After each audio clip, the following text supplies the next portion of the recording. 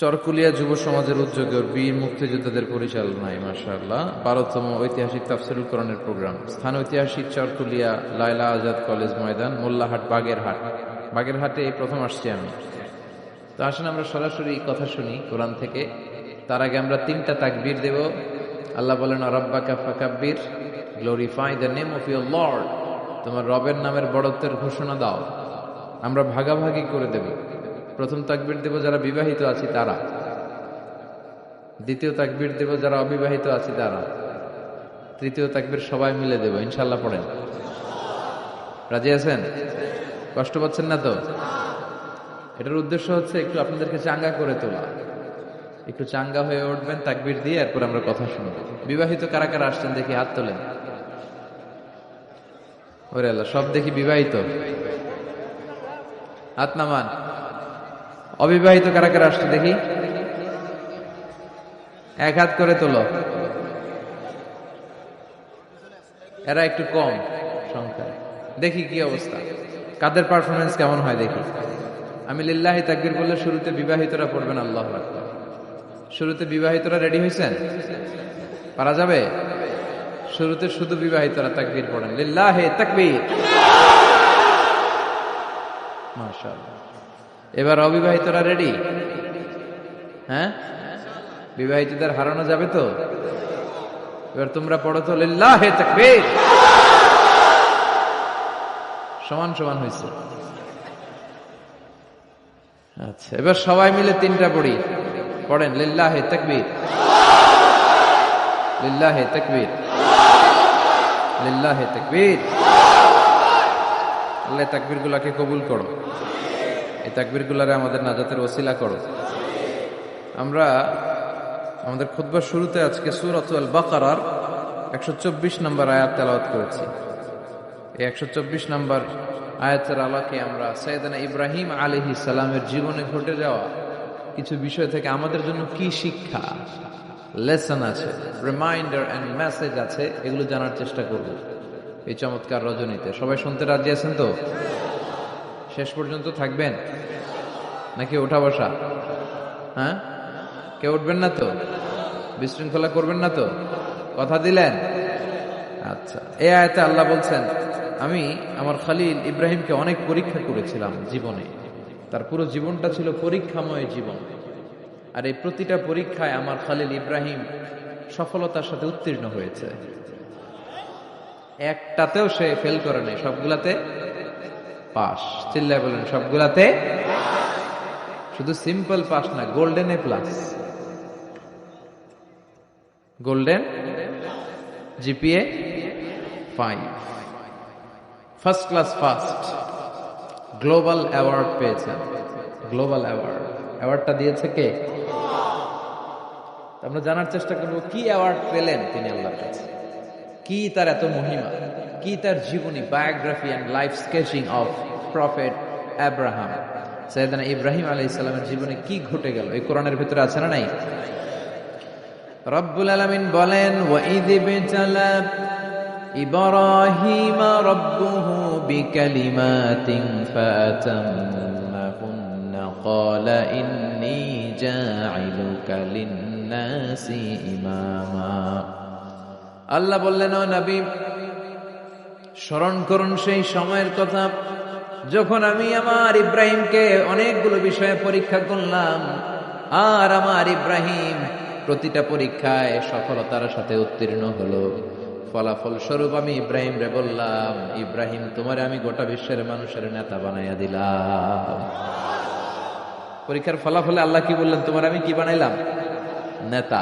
নেতা হওয়া এত সোজা না। লিডারশিপ কোয়ালিটিটা অনেক গুরুত্বপূর্ণ কোয়ালিটি, এটা চাইলেই পাওয়া যায় না।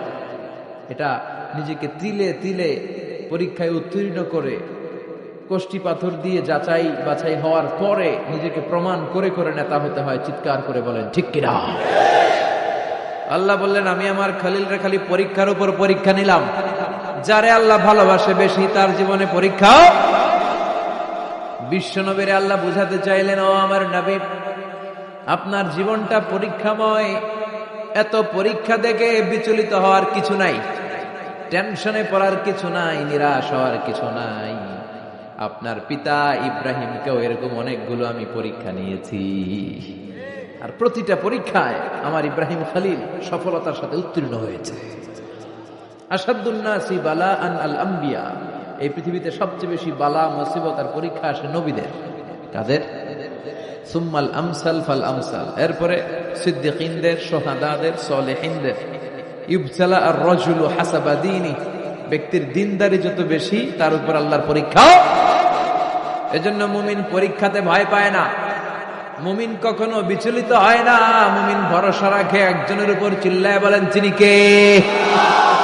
আল্লাহ বললেন পরীক্ষার পর পাহাড় সম পরীক্ষা দিয়ে আমি আমার খলিল ইব্রাহিমকে যাচাই করেছি। একটা পরীক্ষায় ইব্রাহিম ফেল করে নাই, প্রতিটা পরীক্ষায় পাস।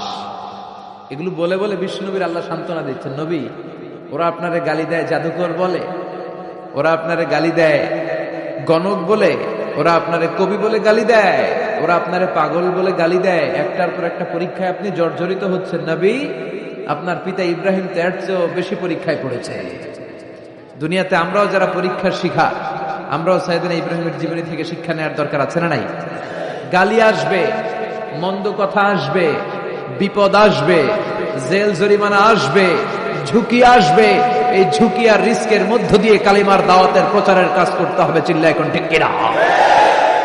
এটাই মুমিনের বৈশিষ্ট্য। ঝুঁকি, বিপদ, পরীক্ষা, বালা মুসিবত, এগুলো মুমিনের লক ছাড়ে না, পিস ছাড়ে না। কারণ মুমিনরে পছন্দ করে কে? মুমিন খুব ভালো করেই জানে বিপদের পরে বিজয় দান করবে কে। রাত্রি যত গভীর হয়, সুবহে সাদিকের সময় কাছে আসতে থাকে, গর্ভবতী নারীর পেটের ব্যথা যত বাড়তে থাকে, নতুন মেহমান দুনিয়ায় আসার সময় ঘনাতে থাকে, তেমনি ইসলামের পক্ষে যারা কথা বলে তাদের উপর বিপদ, ঝুঁকি, অত্যাচার, অনাচার যত বাড়তে থাকে, কালেমার বিজয়ের সময়টাও কাছে আসতে থাকে, কাছে আসতে থাকে। এই নাজরানা আমাদেরকে দিতে হবে। পরীক্ষায় আমাদেরকে সাইয়েদনা ইব্রাহিমের মতো উত্তীর্ণ হতে হবে। জালিমরা বেশি দিন থাকতে পারে না, এটা ইতিহাস সাক্ষী। কথা বলেন। যারা জুলুম করে তাদের জন্য তো সাহায্য নাই, যারা মাজলুম তাদের জন্য সাহায্য। বদরের প্রান্তরে ৩১৩ জন মাত্র দরিদ্র, গরিব, মাজলুম সাহাবী, তাদের জন্য আকাশ থেকে ফেরেশতা দিয়ে নুসরাত, সাহায্য করেছে কে? তার মানে মাজলুম আল্লাহর পক্ষে আর জালিমের বিপক্ষে, ঠিক কিনা? জালিমের জন্য কোনো সাহায্য নাই, বরং দুনিয়ায় যারা জুলুম করে তাদের ক্ষমতা বেশি দিন থাকে না। ফেরাউন বেশি দিন থাকে নাই, থাকছে? নমরুদ বেশি দিন থাকে নাই, থাকছে? থাকতে পারে। যারা দুনিয়াতে রক্ত ঝরায় এরা থাকতে পারে, বরং যাদের রক্ত ঝরে তাদেরকে আল্লাহ বিজয় দিয়ে দেয়। আর যারা রক্ত ঝরায় এদের শেষ রক্ষাও হয় না, এরা জান নিয়ে পালাবার সুযোগ পায় না। কথা বলেন। এজন্য পরীক্ষা আসলে মুমিন ভয় পাবে। মুমিনের হৃদয়ে ভয় আছে কার? চিল্লায় বলেন। আল্লাহর ভয় নিয়ে থাকতে হবে। সাইয়েদনা ইব্রাহিমকে একটার পর একটা পরীক্ষায় আল্লাহ ফেলেছেন, একটার পর একটা পরীক্ষায় আল্লাহ ফেলেছেন, কিন্তু এই পরীক্ষায় তিনি গোল্ডেন এ প্লাস। সুবহানাল্লাহ পড়েন। রব্বুল আলামিন বলেন, وَإِذِ ابْتَلَى إِبْرَاهِيمَ رَبُّهُ بِكَلِمَاتٍ فَأَتَمَّهُنَّ قَالَ إِنِّي جَاعِلُكَ لِلنَّاسِ إِمَامًا। ও খলিল, একটার পর একটা পরীক্ষা আমি তোমার জীবনে নিয়েছি। বিশ্বনবীরে বললেন আমার ইব্রাহিমের উপর একটার পর একটা পরীক্ষা আমি নিয়েছি, ইব্রাহিম প্রতিটা পরীক্ষায় পাস। আর খুশি হয়ে আমি বললাম, ইব্রাহিম আমি তোমার নেতা বানায় দিলাম। Allah put Sayyidina Ibrahim in some tests and trials, and Sayyidina Ibrahim successfully overcome all the tests. Allah said, Ibrahim, I'm gonna make you the leader. Ibrahim, আমি তোর লিডার বানায় দিব। এই ফলাফল স্বরূপ তোমার আমি গোটা বিশ্বের নেতা বানায় দিব। I'm gonna make you the leader. এজন্য সাইয়েদনা ইব্রাহিমকে নেতা বানায় দিলেন কে? একটার পর একটা পরীক্ষা তিনি দিয়েছেন। একটাও সাধারণ পরীক্ষা ছিল না, সব ভয়ঙ্কর পরীক্ষা। পরীক্ষাগুলো ছিল অগ্নি পরীক্ষা। পরীক্ষা নাম্বার 1 ইলকাউহু ফিন্নার, আগুনের পরীক্ষা। নমরুদ বলে, ইব্রাহিম ঈমান ত্যাগ করো, না হলে আগুনে ফেলবো। কোথায় ফেলবো? সাইয়েদনা ইব্রাহিম বলে, আমার জীবন যাবে কিন্তু ঈমান যাবে। ঈমানের পথে অবিচল থেকে আমার মরণ যেন হয়। তোমারই কাছে মিনতি আমার, তোমারই কাছে মিনতি আমার, মহামহিম দয়াময়, ইমানের পথে অবিচল থেকে আমার মরণ যেন হয়। পড়ে না আমিন। নমরুদ বলে, ইব্রাহিম ঈমান ছাড়ো, তা না হলে আগুনে ফেলবো। ইব্রাহিম বলে, জীবন যাবে কিন্তু ঈমান যাবে। তার মানে পরীক্ষায় পাস, আগুনে ফেলে দেয়া হলো, ঈমান হারা করতে পারে নাই নমরুদ। তার মানে আগুনের পরীক্ষা মানে কি ফেল না পাস? পরীক্ষা নাম্বার 1।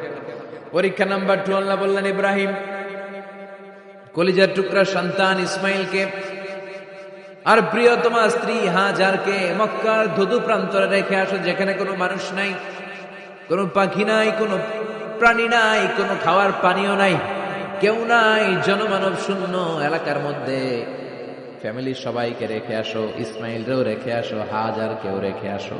কোন টু শব্দ করলেন না। সাইয়েদনা ইব্রাহিম কিছু জিজ্ঞেস করলেন না, বলার সাথে সাথে ওনার স্ত্রী আর কলিজার টুকরা বাচ্চাটারে মক্কার ধুধু প্রান্তরে রেখে দিয়ে আসলেন। এই পরীক্ষায়ও কথা বলেন, এই পরীক্ষায়ও আমাদেরকে যদি আল্লাহ বলে, যাও তোমার সন্তান তোমার স্ত্রীকে রেখে আসো সাহারা মরুভূমিতে, পারবেন?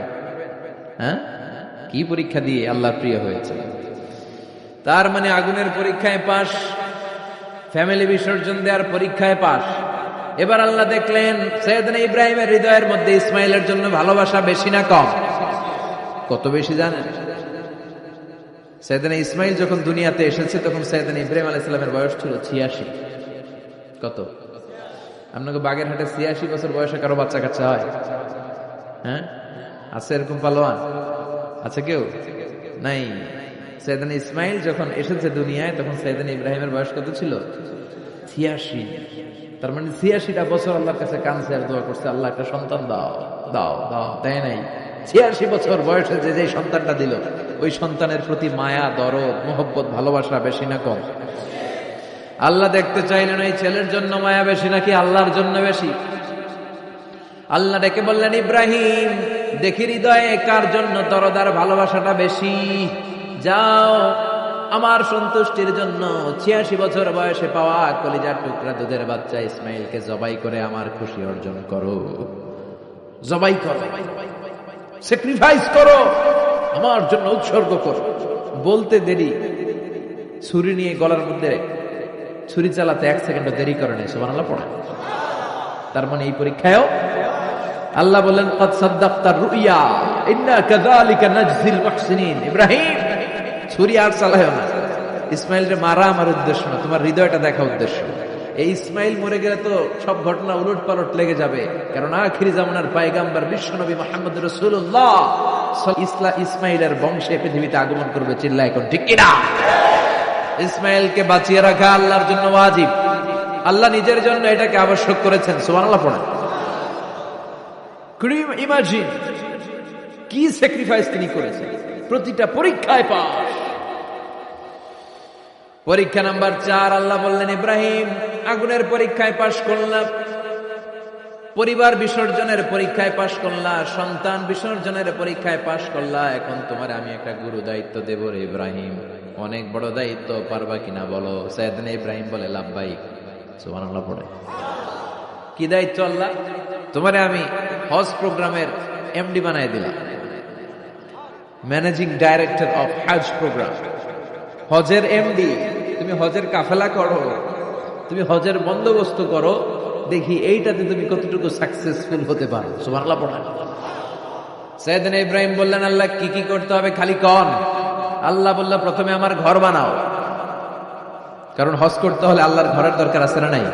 وَإِذْ يَرْفَعُ إِبْرَاهِيمُ الْقَوَاعِدَ مِنَ الْبَيْتِ وَإِسْمَاعِيلُ رَبَّنَا تَقَبَّلْ مِنَّا إِنَّكَ أَنْتَ السَّمِيعُ الْعَلِيمُ। সুবহানাল্লাহ। সাইয়েদনা ইব্রাহিম, সাইয়েদনা ইসমাইল বাপ বেটা মিলে কাবা ঘর বানাতে শুরু করলো। পাথর কেটে কাবা ঘর বানাতে শুরু করলো। একের পর এক পাথরের সাথে পাথর জোড়া লাগিয়ে আল্লাহর প্রথম ঘর, আউয়ালু বাইতি উদিআ লিন-নাস লাল্লাযী বিবাক্কাতা মুবারাকা, পৃথিবীর প্রথম ঘরটা তিনি পুনর্নির্মাণ করতে শুরু করলেন। ঘর বানানো শেষ। এবার আল্লাহ বললেন, ঘরটারে ঝাড়ু দাও। কি দাও? জোরে কোন, কি দাও? আল্লাহর ঘর ঝাড়ু দেওয়া অনেক সওয়াবের কাজ। দিছেন কেউ কোনোদিন? নাকি খালি মুয়াজ্জিন হুজুরের ধমকান? হ্যাঁ, ঝাড়ু দেন নাই কেন? ওই বেটা খাদেম ঝাড়ু দিলি না কেন, এরকম ডাকাই তাছাড়া নাই। খালি মুয়াজ্জিনের দোষ, খালি খাদেমের দোষ। মসজিদের খাদেম আমরা সবাই। আপনি হতে পারেন সেক্রেটারি, হতে পারেন সভাপতি, হতে পারেন মেম্বার অফ দ্য পার্লামেন্ট, সব লোকগুলো আল্লাহর মসজিদের খাদেম। চিল্লায় বলেন ঠিক কিনা? আপনি ঝাড়ু দেন একবার, আপনি মসজিদ পরিষ্কার করেন। মসজিদ ঝাড়ু দিলে আপনার হৃদয়টারে প্রশান্ত করে দিবে কে? মসজিদেরি ঝাড়ু বারদার ও কামারে হাত শোনো আমার মুনাজাত, শোনো শোনো ইয়া ইলাহি আমার মুনাজাত, শোনো আমার মুনাজাত। পড়ে না আমিন? এবার বাপ বেটা মিলে ঝাড়ু দিতে শুরু করলেন। আল্লাহ বললেন, তাহহিরা বাইতিয়া লিত-তাইফিনা ওয়াল-আকিফিনা ওয়ার-রুক্কা'ইস সুজুদ। ইব্রাহিম ইসমাঈল বাপ বেটা মিলে কাবা ঘর ঝাড়ু দাও। ঝাড়ু দিলেন। তাহলে কাবা ঘর বানানো শেষ, ঝাড়ু দাও। এবার আল্লাহ বললেন, হজের আজান দাও। কি দাও? ওয়া'আযযিন ফিন-নাসি বিল-হাজ্জি ইয়াতুকা রিজালান ওয়া আলা কুল্লি দামির ইয়াতিনা মিন কুল্লি ফাজ্জিন আমিক। সুবহানাল্লাহ পড়ে। ওয়া'আযযিন ফিন-নাসি বিল-হাজ্জ। ইব্রাহিম কাবা ঘর বানালাম, ঘরটারে ঝাড়ু দিয়ে তাওয়াফকারী, রুকুকারী, সিজদাকারী, ইতিকাফকারীদের জন্য পরিচ্ছন্ন করলা। এবার হজের জন্য আজান দাও। হজ যে করা লাগবে একটা ঘোষণা দাও। সাইয়েদনা ইব্রাহিম বলে, আল্লাহ এমন জায়গায় ঘর বানাতে বললেন এখানে মানুষ নাই, প্রাণী নাই, কেউ নাই, কাউরে দেখা যায় না। কার সামনে হজের ঘোষণা দেব, হজের আজান দেব? কাউরে তো আমি দেখি না। আল্লাহ বললেন, ইব্রাহিম তুমি একটা বড় পাথরের উপরে দাঁড়িয়ে হজের ঘোষণা দাও। দুনিয়ায় অবস্থিত সবগুলো মানুষের কানের মধ্যে ওই আজানের ঘোষণা আমি আল্লাহ পৌঁছে দেব। উনি দাঁড়িয়ে আজান দিলেন, ইয়া আইয়ুহান নাস ইত্তাখাযাল্লাহু বাইতান লিল হজ।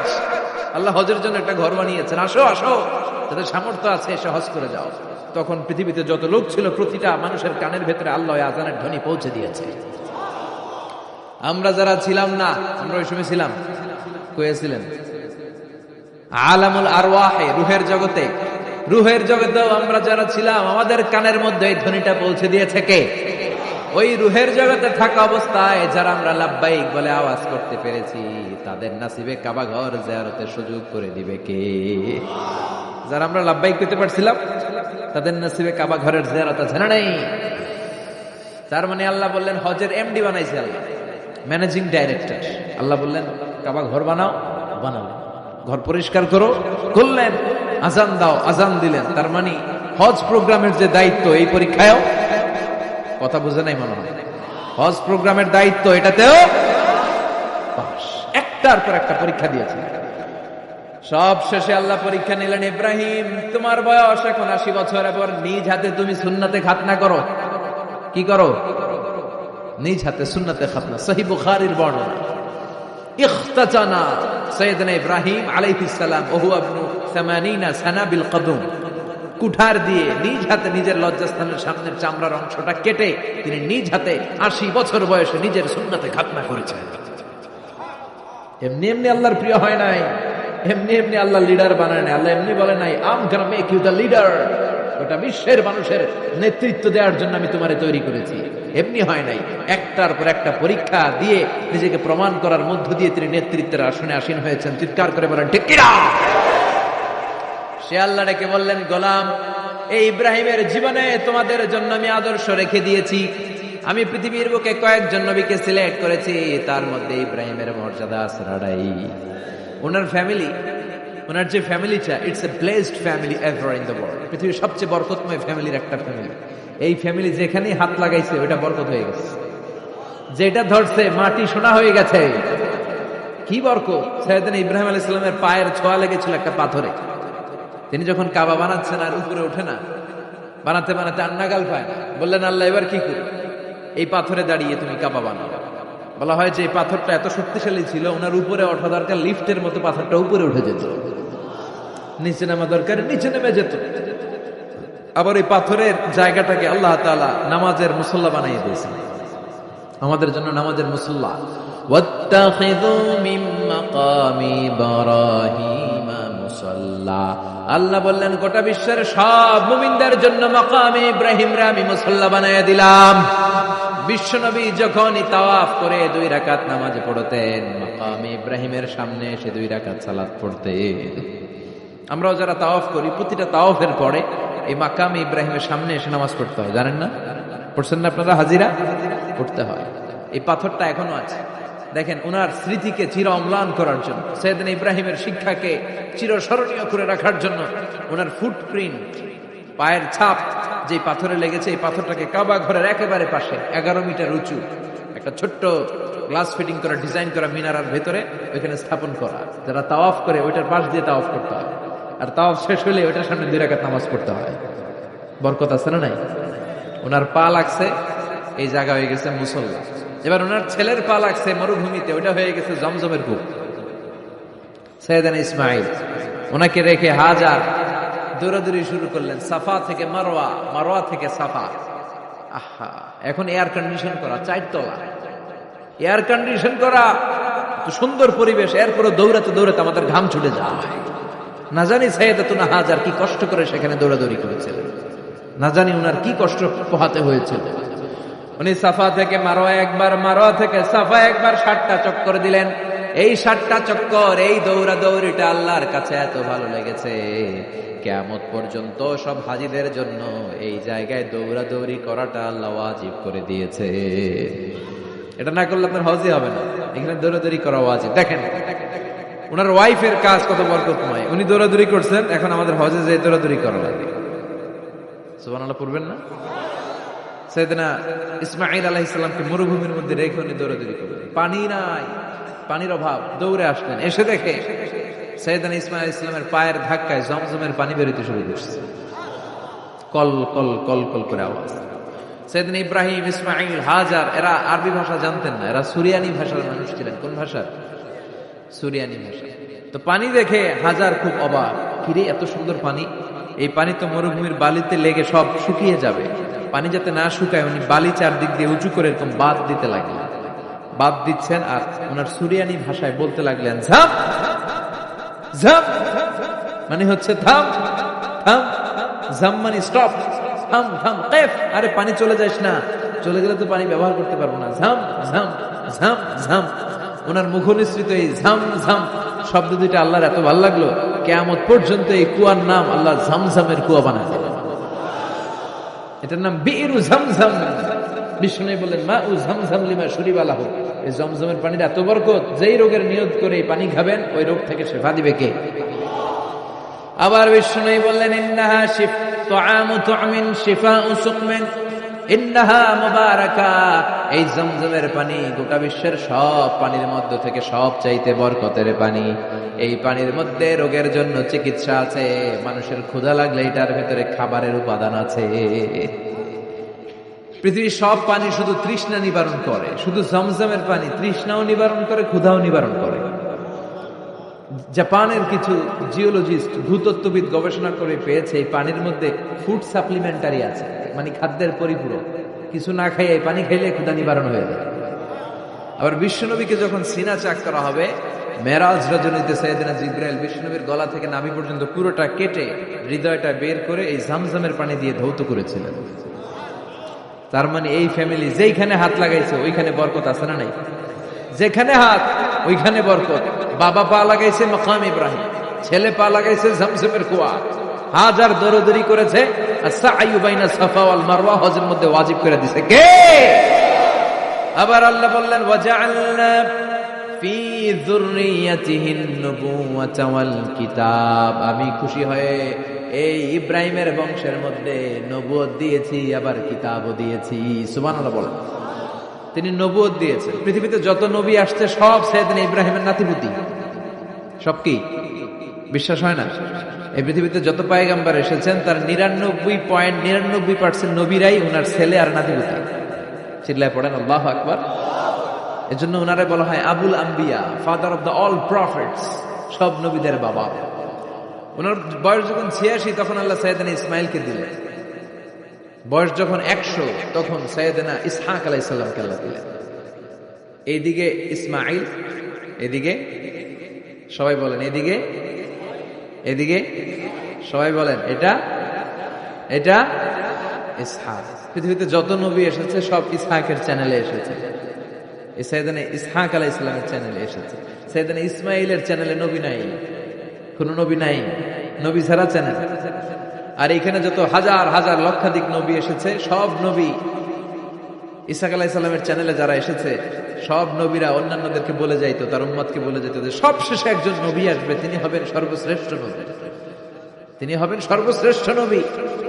তো এদের এই চ্যানেলে এত নবী, এরা ভাবছে ওই সর্বশেষ নবীটাও এদিক দিয়ে আসে। কিন্তু আল্লাহ হাজার হাজার লক্ষ নবী এই চ্যানেলে পাঠালেন, কিন্তু সর্বশেষ নবীটা এখানে পাঠালেন না। সর্বশেষ চ্যানেলের নবীটা আল্লাহ এই চ্যানেলে পাঠায় দিলেন। সর্বশেষ নবীটা সাইয়েদনা ইসমাইলের চ্যানেলে এসেছে। এজন্য ওরা হচ্ছে বানি ইসরাইল আর আমরা হচ্ছি বানি ইসমাইল। সুবহানাল্লাহ পড়বেন না? উনার ধর্ম, উনার চেইন থেকে ইহুদিবাদ, খ্রিস্টবাদ, ইসলাম, এই তিন ধর্মের জন্য। ইহুদিবাদও আল্লাহর দেয়া ধর্ম, খ্রিস্টবাদও আল্লাহর দেয়া ধর্ম, কিন্তু আল্লাহর দেয়া শরীয়তের উপর ওরা অবশিষ্ট থাকে নাই, থেকেছে শুধু ইসলাম, ঠিক কিনা? এজন্য আমরা প্রত্যেক নামাজে পড়ি গায়রিল মাগদুবি আলাইহিম ওয়ালাদ-দাল্লিন। ও আল্লাহ, গায়রিল মাগদুব, যাদের উপর তোমার রাগ ক্রোধ, তাদের পথ আমরা চাই না, ওরা হলো ইহুদিরা। ওয়ালাদ-দাল্লিন, আর যারা ভ্রষ্ট তাদের পথও চাই না, এরা হলো নাসারারা।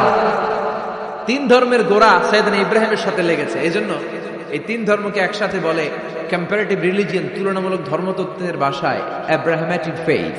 কি বলে? আব্রাহামেটিক ফেইথ বলে। এজন্য ওনাকে বলা হয় আবুল আম্বিয়া। সব নবীরা এই চ্যানেলে এসেছে, তার মানে সব নবী সাইয়েদনা ইব্রাহিমের নাতিপুতি।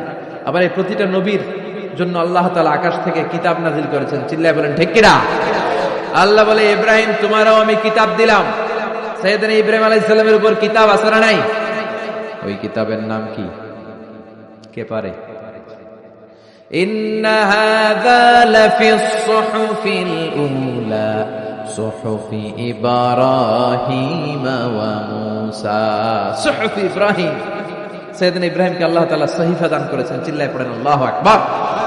আবার এই নবীর নামে আল্লাহর কোরআনে একটা সূরা আছে না নাই? কথা কন, কি নাম সূরা? সূরা আলিফ লাম রা। কিতাবুন আনজালনাহু ইলাইকা লিতুখরিজান নাসা মিনাল যুলুমাতি ইলান নূর। সুবহানাল্লাহ পড়েন। আলিফ লাম রা।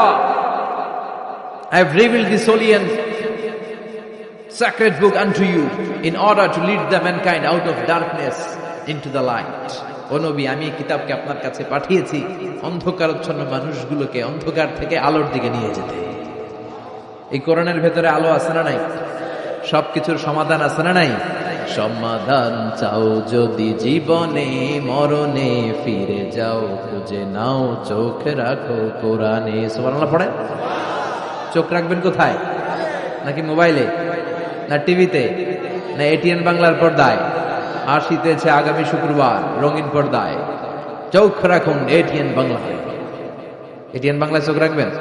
কই রাখবেন? সমাধান চাও যদি জীবনে মরণে, ফিরে যাও খুঁজে নাও, চোখ রাখো কোরআনে। ঠিক কিনা? If you want the solution this dunya and akhirah, go back, have a look to the holy Quran. সুবহানাল্লাহ পড়ে। কি নবী আল্লাহ বানালেন, ওই নবীর নামে আল্লাহ একটা সূরা দিলেন। আবার আল্লাহ বললেন, ও দুনিয়ার মুসলমানেরা শোনো, তোমাদেরকে মুসলমান বলে নাম করেছে সাইয়েদনা ইব্রাহিম। ঠিক কিনা? আবার এই নবী সাধারণ কোন নবী নয়, এই নবী হলো তোমাদের জাতির পিতা। আমাগো জাতির পিতা কেডা? কথা কন আরো জোরে, সবাই মিলে বলেন, মিল্লাতা আবিকুম ইব্রাহিম হুয়া সাম্মাকুমুল মুসলিমিন। মিল্লাতা আবিকুম ইব্রাহিম, তোমাদের জাতির পিতার নাম, আমাদের জাতির পিতার নাম ওয়া সাম্মাকুমুল মুসলিমিন, তিনিই তোমাদেরকে মুসলমান নামকরণ করেছেন।